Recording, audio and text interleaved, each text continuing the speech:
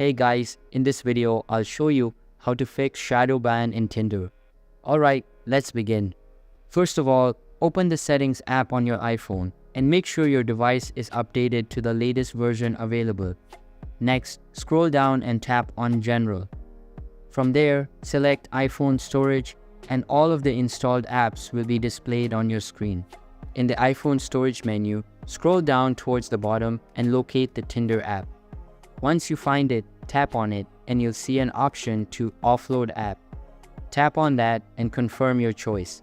Now wait for it to complete. Once the app is offloaded, again tap on the reinstall button and that's it. After the installation, you just need to sign in again and you're good to go. So that's basically how you can fix shadow ban in Tinder. And that's it for this video. If you find this helpful, consider subscribing and giving this a big thumbs up. Thanks.